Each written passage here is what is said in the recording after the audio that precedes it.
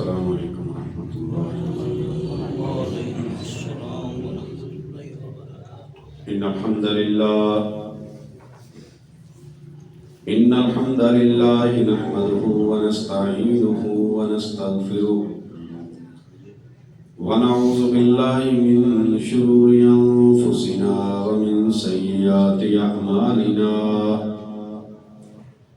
من يهده الله فلا مضل له ومن يضلله فلا هادي له أشهد أن لا إله إلا الله وحده لا شريك له وأشهد أن محمدا عبده ورسوله أما بعد فإن خير الحديث كتاب الله وخير الهدي هدي محمد صلى الله عليه وسلم وشر الأمور محدثاتها وكل محدثة بدعة وكل بدعة ضلالة وكل ضلالة في النار يا أيها الذين آمنوا اتقوا الله حق تقاته ولا تموتن إلا وأنتم مسلمون يا أيها الناس اتقوا ربكم الذي خلقكم من نفس واحدة وخلق منها زوجها وبث منهما رجالا كثيرا ونساء واتقوا الله الذي تساءلون به والأرحام إن الله كان عليكم رقيبا يا أيها الذين آمنوا اتقوا الله وقولوا قولا سديدا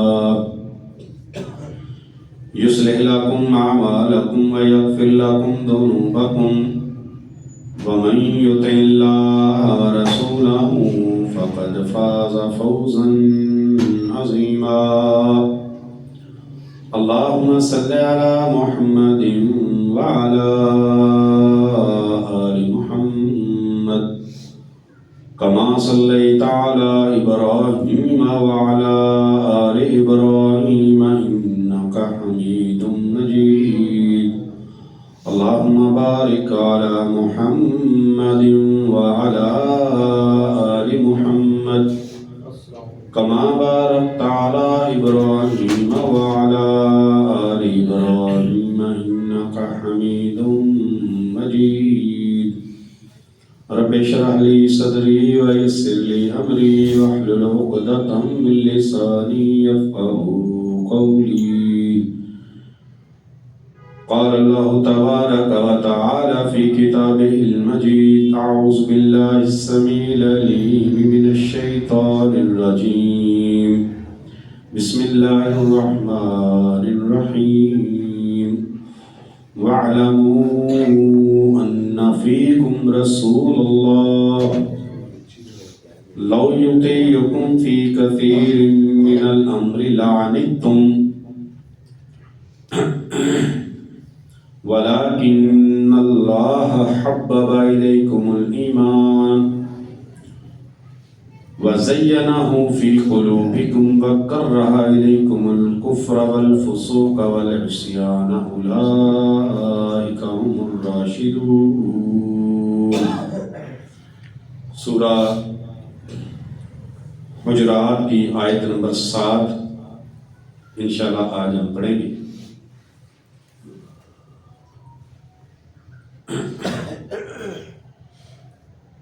اللہ فرماتے ہیں اور جان لو ان فیکم رسول اللہ کہ بے شک تمہارے پاس تمہارے اندر رسول اللہ صلی اللہ علیہ وآلہ وسلم موجود ہیں. لو یطیعکم فی کثیر من الامر اگر بہت سارے معاملات میں، بہت ساری باتوں میں وہ تمہارا کہا ماننا شروع کر دیں، لعنتم، تو تم مشکل میں پڑ جاؤ گے۔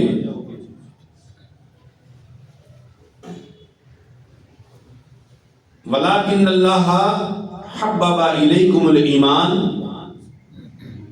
لیکن اللہ تبارک و تعالیٰ نے تمہارے لیے ایمان کو محبوب جانا ہے، اللہ نے تمہارے لیے ایمان کو پسند کیا ہے۔ وَزَيَّنَهُ فِي قُلُوبِكُمْ، اور اس ایمان کو اللہ نے تمہارے دلوں میں مزین کر دیا ہے۔ وَكَرَّهَ إِلَيْكُمُ الْكُفْرَ، اور اللہ نے تمہارے لیے کفر کو ناپسند کیا ہے، والفسوق، اور کبیرہ گناہوں کو بھی اللہ نے ناپسند کیا ہے، والعصیان، اور نافرمانی کو بھی اللہ نے ناپسند کیا ہے۔ اولئک ھم الراشدون، یہی وہ لوگ ہیں جو ہدایت یافتہ ہیں، ہدایت پانے والے ہیں، سیدھا راستہ اختیار کرنے والے۔ اس سے پہلے ہم نے آیت پڑھی کہ اے ایمان والو، اگر تمہارے پاس کوئی شخص کوئی خبر لے کر آئے تو اس کی تحقیق کر لو۔ اس آیت میں اللہ فرماتے ہیں کہ جان لو کہ محمد رسول اللہ صلی اللہ علیہ وسلم تمہارے پاس موجود ہے۔ آپ صلی اللہ علیہ وسلم کی موجودگی کا مطلب نبی پاک صلی اللہ علیہ وسلم کے زندگی کے ایام میں صحابہ کرام رضوان اللہ علیہ مجمعین کو یہ خطاب ہے۔ بہت سارے لوگ منافقین کی شکل میں یہ بات چاہتے تھے کہ بات وہی ہونی چاہیے جو ہم رسول اللہ صلی اللہ علیہ وسلم کو کہیں۔ سرگنا عبداللہ بن ابی تھا، کہیں پر جانا ہوتا، نبی پاک صلی اللہ علیہ وسلم کو اللہ نے حکم دیا سورۃ البقرہ کے اندر، اے میرے پیارے نبی پاک صلی اللہ علیہ وسلم، آپ شاورہم فی الامر، تمام معاملات میں آپ اپنے ساتھیوں سے، اپنے صحابہ سے مشورہ کر لیا۔ تو نبی پاک صلی اللہ علیہ وسلم کوئی بھی کام کرنا چاہتے تھے تو پہلے رسول اللہ صلی اللہ علیہ وسلم اپنے صحابہ سے مشورہ کیا تھا۔ پھر اللہ نے فرمایا وَإِذَا عَزَمْتَ فَتَوَكَّلْ عَلَى اللَّهِ، میرے پیارے نبی صلی اللہ علیہ وسلم، جب آپ کسی معاملے میں مشورہ کرنے کے بعد عزم کر لیں، ارادہ کر لیں کسی کام کا، آپ کو جو مشورہ پسند آئے اس پر، یا آپ کی اپنی مرضی کے مطابق جو کام آپ کو صحیح اور درست لگے، جو سمت آپ کو درست لگے، فتوکل علی اللہ، پھر اللہ رب العالمین پر توکل کر کے وہ کام کر گزر۔ منافقین چاہتے تھے کہ وہ بات ہو، وہ کام ہو جو ہم مشورہ دیں۔ اللہ تعالیٰ نے اوورآل ساری امت مسلمہ کو حکم دے دیا، یہ بات جان لو کہ محمد رسول اللہ صلی اللہ علیہ وسلم تمہارے پاس موجود ہیں،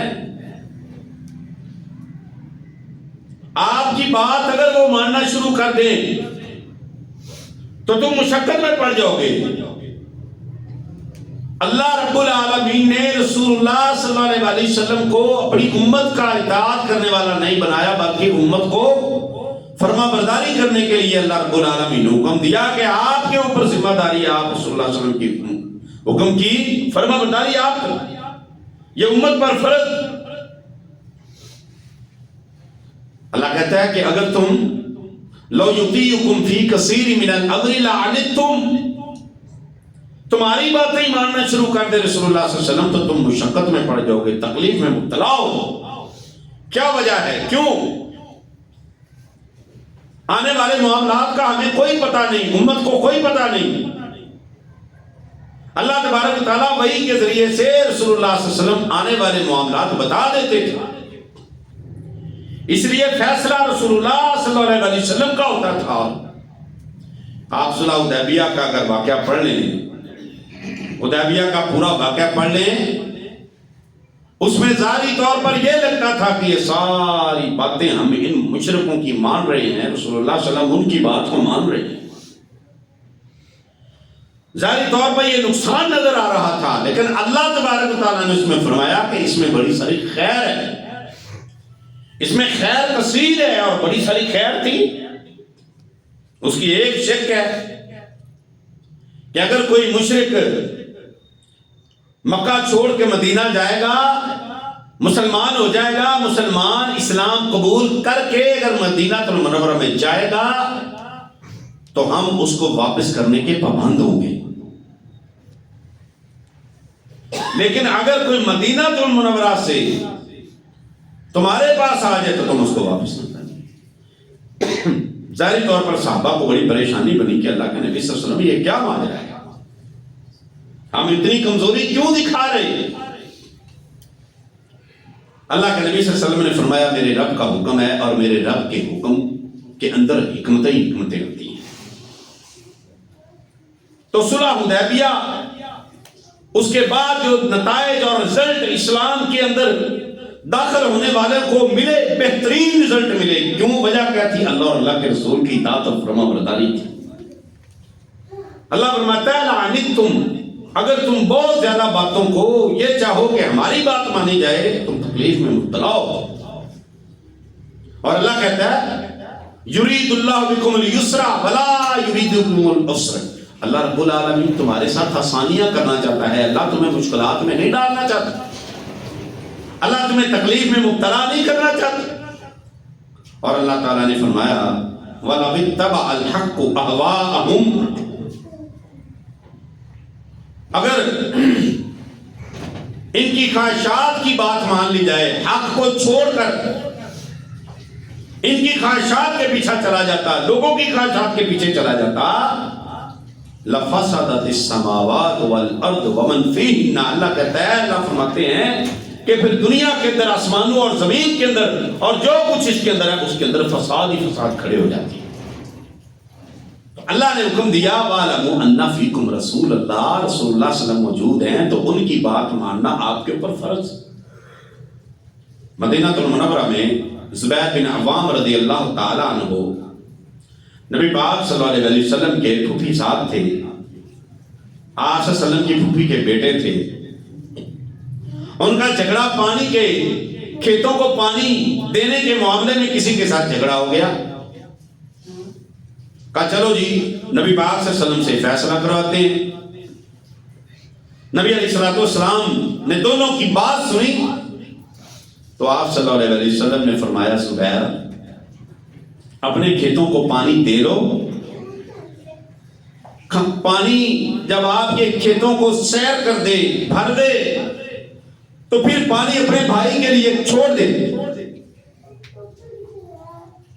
نبی پاک صلی اللہ علیہ وسلم سے بڑا فیصلہ میرج پہ کون کر سکتا ہے؟ نبی علیہ السلام نے دونوں کی بات سن کے میرج پہ فیصلہ کیا۔ وہ دوسرا فریق کہتا ہے ہاں آپ کی پھوپھی کا بیٹا تھا نا، اس لیے آپ نے فیصلہ اس کے حق میں کر دیا ہے۔ نبی علیہ السلام کو غصہ آیا، آپ نے فرمایا زبیر اپنے کھیتوں کو پانی اتنا دے حتیٰ کہ پانی منڈیروں سے اوپر جانا شروع ہو جائے، اس کو نہیں دینا۔ اللہ نے قرآن نازل فرما دیا اذا قضى اللہ ورسولہ، جب اللہ اور اللہ کے رسول کسی بات کا فیصلہ کر دے، جب اللہ کے نبی صلی اللہ علیہ وسلم کسی بات کا فیصلہ کر دے اور آپ اس کو نہ مانیں، آپ اپنے ایمان کی فکر کریں، آپ کا ایمان ہی نہیں۔ نبی علیہ السلام سے بڑا فیصلہ کرنے والا کون اور ہو سکتا ہے؟ اس لیے اللہ نے اوورآل پوری امت مسلمہ کو فرما دیا۔ اب اس وقت اللہ کے نبی صلی اللہ علیہ وسلم کی حدیث ہمارے پاس ہے، آپ صلی اللہ علیہ وسلم کا طریقہ ہمارے پاس ہے، آپ کی سنت ہمارے پاس ہے، صحابہ کرام کی زندگی ہمارے پاس موجود ہیں۔ دین اسلام کے اندر کسی کو اپنی مرضی کرنے کی اجازت نہیں۔ نبی پاک صلی اللہ علیہ وسلم کے فیصلے کے سامنے کسی کی بات کی کوئی اہمیت نہیں ہے. اللہ کہتا ہے لو یطیعکم فی کثیر من الامر لعنتم، تم تکلیف میں مبتلا ہو جاؤ گے، تم پریشانی کے اندر ہو جاؤ گے، اور تمہارا تکلیف میں مبتلا ہونا بھی رسول اللہ صلی اللہ علیہ وسلم پر شاق گزرتا ہے. تمہارا تکلیف میں گزرنا، امت مسلمہ کا تکلیف کے اندر مبتلا. نبی پاک صلی اللہ علیہ وسلم کو اللہ تبارک و تعالیٰ نے یہ جو اسلام اور دین عطا کیا ہے، یہ بڑا سال اور آسان عطا کیا ہے. اللہ فرماتے ہیں، یہ نبی پاک صلی اللہ علیہ وسلم نے فرمایا یسروا ولا تعسروا، جس طرح میں یہ دین بڑا سہل اور آسان لے کر آیا ہوں، میرے نبی پاک صلی اللہ علیہ وسلم نے فرمایا تم بھی آسانیاں پیدا کرو، مشکلات لوگوں کے لیے کھڑی نہ کرو. عزیز علیہ ما عنتم حریص علیکم بالمؤمنین رؤوف الرحیم. اللہ فرماتے ہیں کہ مومنوں تمہارا مشقت میں پڑنا میرے نبی پاک صلی اللہ علیہ وسلم پر بڑا گراں گزرتا ہے. امت کا مشقت میں پڑنا، امت کو آپ صلی اللہ علیہ وسلم نے، اللہ نے کسی بھی کام میں مشقت میں نہیں ڈالا، تکلیف میں مبتلا نہیں کیا. نبی علیہ الصلوۃ والسلام کی زندگی کی بے شمار مثالیں ایسی ہیں کہ جس کے اندر امت کو مشقت سے بچایا گیا ہے. نبی علیہ الصلوۃ والسلام نے فرمایا لولا ان اشق علی امتی لامرتهم بالسواک عند كل صلاۃ، اگر مجھے اپنی امت پر مشقت کا ڈرنا ہوتا نا، تکلیف کا ڈرنا ہوتا، لامرتهم بالسواک عند كل صلاۃ، تو میں اپنی امت کے لوگوں کو حکم دے دیتا کہ ہر نماز سے پہلے مسواک کرو. بتائیں مجھے کتنی بڑی مشقت ہے؟ کوئی بڑی مشقت نہیں ہے، بڑی کوئی تکلیف دہ بات نہیں ہے. مسواک کرنا کتنی کو بڑی بات ہے، مسواک بنانا کتنی کی تکلیف کی بات ہے. لیکن پیارے نبی پاک صلی اللہ علیہ وسلم نے چھوٹی چھوٹی باتوں کا اپنی امت کے لیے خیال کیا ہے. اس لیے اللہ فرماتے ہیں وَاعْلَمُوا أَنَّ فِيكُمْ رَسُولَ اللَّهِ لَوْ يُطِيعُكُمْ فِي كَثِيرٍ مِنَ الْأَمْرِ لَعَنِتُّمْ. یاد رکھو نبی پاک صلی اللہ علیہ وسلم کی بات کی موجودگی میں نبی پاک صلی اللہ علیہ وسلم کی اطاعت کرنی ہے، نبی پاک صلی اللہ علیہ وسلم کو اپنی اطاعت کے لیے نہیں کہتے. اور اللہ فرماتے ہیں وَلَكِنَّ اللَّهَ حَبَّبَ إِلَيْكُمُ الْإِيمَانَ، اللہ تعالیٰ نے تمہارے لیے ایمان کو پسند کیا ہے. ایمان کیا ہے؟ کس بات کا نام ایمان ہے؟ اللہ اور اللہ کے رسول کی بات آ جائے، پھر اپنے مسلک کی بات کو، اپنی مسجد کی بات کو، اپنے فرقے کی بات کو، اپنی جناب مذہب کی بات کو چھوڑ دیں اور نبی پاک صلی اللہ علیہ وسلم کی بات کو مان لیں، اور آپ صلی اللہ علیہ وسلم کی اطاعت اور فرما برداری کرنا یہ ایمان ہے. اور اللہ کہتا ہے وَقَرَّهَ إِلَيْكُمُ الْكُفْرَ وَالْفُسُوقَ وَالْعِصْيَانَ، اور اللہ تعالیٰ نے تمہارے لیے کفر کو ناپسند کیا ہے، بڑے کبیرہ گناہوں کو ناپسند کیا ہے، اور تمہاری نافرمانیوں کو اللہ نے ناپسند کیا ہے. أُولَٰئِكَ هُمُ الرَّاشِدُونَ، اور اللہ نے خوشخبری بھی ساتھ دے دی ہے. یہی تو ہدایت یافتہ لوگ ہیں جو اللہ کے رسول صلی اللہ علیہ وسلم کی بات کے پیچھے لبیک کہتے ہیں. فضلا من اللہ ونعمہ، فضلا من اللہ، اللہ کہتا ہے یہ جو اللہ تعالیٰ تمہیں نعمتیں عطا فرما رہا ہے، یہ اللہ تبارک و تعالیٰ کا تمہارے لیے ایمان کو پسند کرنا، یہ تمہارے لیے کفر کو ناپسند کرنا، نافرمانیوں کو، کبیرہ گناہوں کو تمہارے لیے اللہ نے جو ناپسند کیا ہے، فضلا من اللہ و نعمہ، یہ اللہ کا فضل اور اللہ کی بہت بڑی نعمت. واللہ علیم حکیم، اور اللہ بڑا علم والا، حکمت والا ہے. اللہ تبارک و تعالیٰ نے ہمیں ایمان کی توفیق دے دی.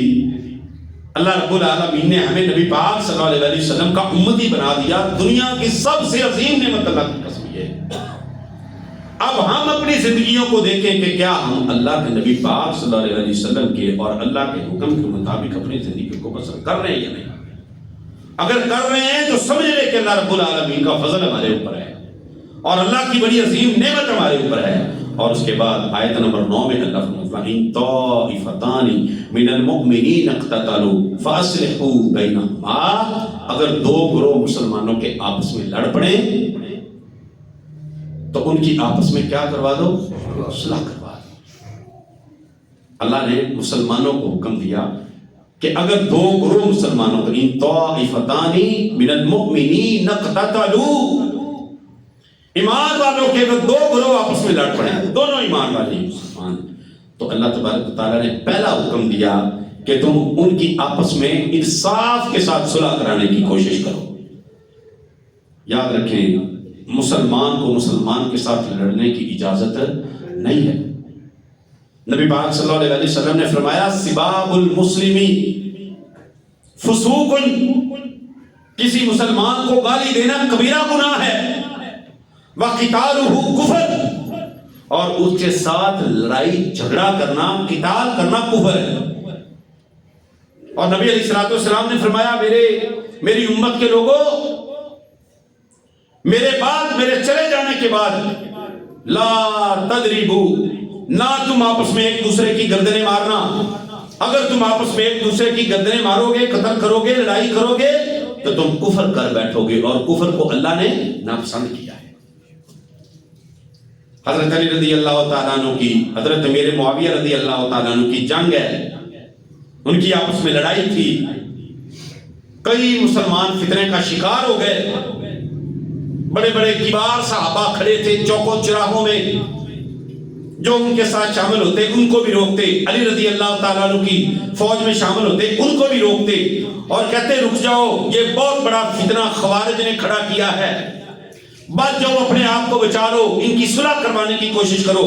نبی پاک صلی اللہ علیہ وسلم کے پاس کوئی صحابی آیا، اس نے کہا اللہ کے نبی وسلم آپ کی امت کے دو گروہ آپس میں لڑ پڑے ہیں. نبی علیہ الصلوۃ والسلام اٹھے گئے اور وہاں پر جا کر دیکھا دو مسلمان آپس میں لڑ رہے تھے. آپ صلی اللہ علیہ وسلم نے صحابہ کو حکم دیا میرے صحابہ آؤ میرے ساتھ اٹھو، دو مسلمان آپس میں بول رہے ہیں، آوازیں ان کی اونچی ہو گئی ہیں، ان کی صلح کروا دیں. نبی پاک صلی اللہ علیہ وسلم نے ان کی صلح کروائی. یہ جنگ جمل کے موقع پر، جنگ صفین کے موقع پر بڑے بڑے کبار صحابہ جو تھے وہ دونوں گروہوں کی آپس میں صلح کروانے کے لیے پیش تھے. مسلمان کو آپس میں لڑنے کی اجازت نہیں ہے بالکل. آپ دیکھ لیں، اسلامی تاریخ کا مطالعہ کر کے دیکھ لیں، اسلام اللہ رب العالمین نے اس کو عروج دیا تھا جب سے ان کی تلواریں آپس میں کھڑی ہوئی ہیں، اس وقت سے مسلمان زوال کا شکار ہو گئے. مسلمان کو اجازت قطع لڑنے کی قطعاً اجازت نہیں ہے. اور اللہ نے فرمایا اگر دو گروہ آپس میں لڑ پڑے تو پھر باقی مسلمانوں کو کیا چاہیے؟ فاصلہ بینہما. یہاں پر عجیب تماشا ہے، دو برادریاں، دو گروہ، دو خاندان، قبیلے، دو محلے والے، دو لوگ آپس میں لڑ پڑے، باقی لوگ تماشائی بیٹھ کے اس کا تماشا دیکھتے. اللہ نے مومن کو حکم دیا ہے ان کی صلح کروا دیں، اور اللہ تبارک و تعالیٰ کو صلح کرنے والے بھی پسند ہے، صلح کروانے والے بھی پسند ہے. یاد رکھیں میرے بھائی، یہ چھوٹی چھوٹی باتوں میں جو ہم نے قبیلوں اور خاندانوں اور رشتہ داروں کو چھوڑ رکھا ہے، چھوٹی چھوٹی باتوں میں مت سوچیں، کسی بھول کا شکار نہ رہیں کہ جناب کوئی بات نہیں، میں حق پر ہوں اس لیے میں نے اس کو چھوڑا ہے. جب تک صلح نہیں ہے نا، نبی پاک صلی اللہ علیہ وسلم نے فرمایا دو مسلمان اگر آپس میں کتنے دن سے زیادہ ناراض، 3 دن سے زیادہ اگر ناراض ہے نا کوئی مسلمان اپنے مسلمان بھائی سے، نبی پاک صلی اللہ علیہ وسلم نے فرمایا اللہ تبارک و تعالیٰ ان کے سارے اعمال کو رد کر دیتا ہے حتی یصطلحا، یہاں تک کہ وہ دونوں آپس میں صلح کریں.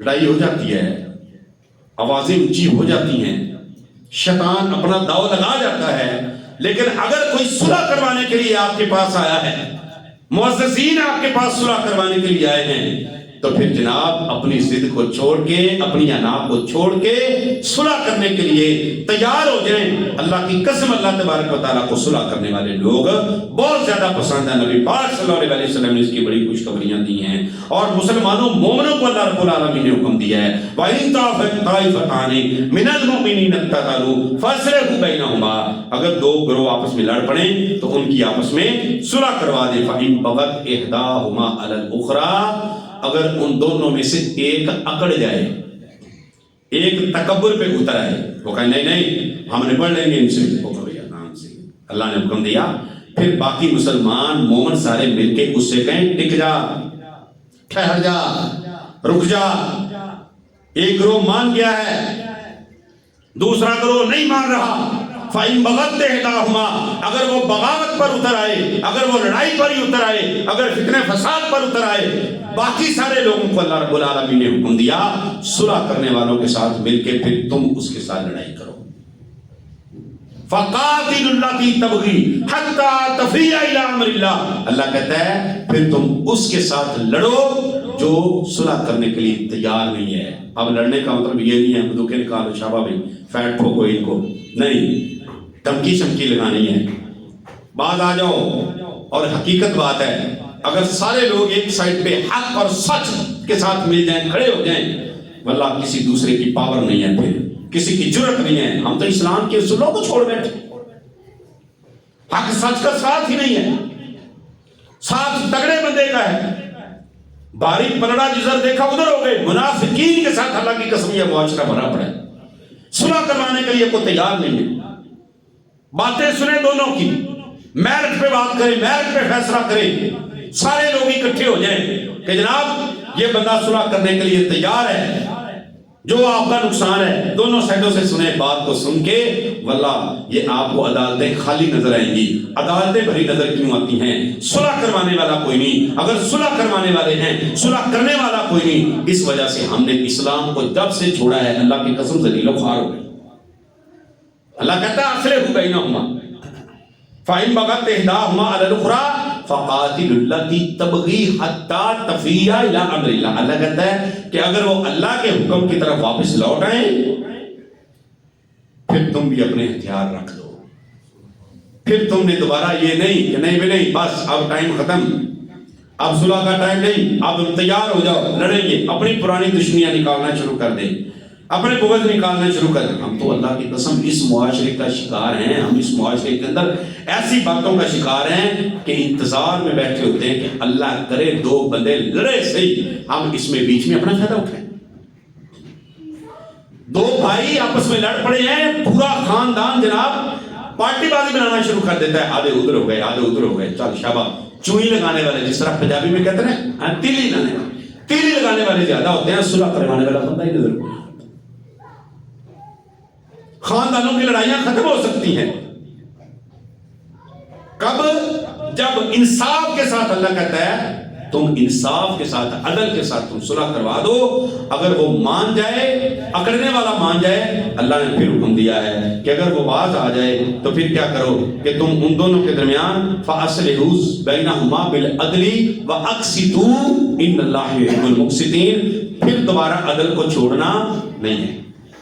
اب یہ نہیں کہنا کہ تو پہلی باری ساری گل نہیں نہ منی، چل پتر ہم تو رگڑے واسطے تیار ہو جا، اب ہم سب مل کے تجھے رگڑا لگائیں گے. اللہ نے کہا نہیں، اگر وہ باز آ جائے، واپس آ جائے، صلح کے لیے تیار ہو جائے، اللہ کہتا ہے پھر تم کیا کرو فَأَصْلِحُوا بَيْنَهُمَا بِالْعَدْلِ.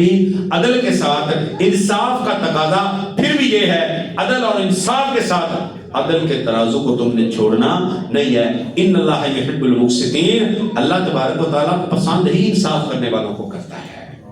مجھے بتائیں بھائی، جب آپ اور ہم سب صحیح میرٹ پہ انصاف کے ساتھ فیصلے کریں گے، اللہ کی قسم اللہ کی مدد ہمارے ساتھ ہوگی. اور جب ہم ڈنڈیاں ماریں گے پھر اللہ کا ساتھ نہیں ہوگا، پھر فتنے کبھی ختم نہیں ہوں گے.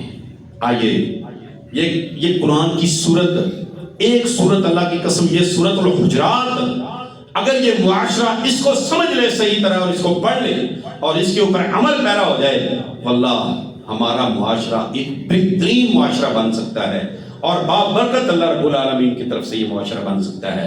اللہ سے دعا ہے اللہ تعالی ہمیں عمل کی توفیق عطا فرمائے. آخر دعوانا الحمدللہ.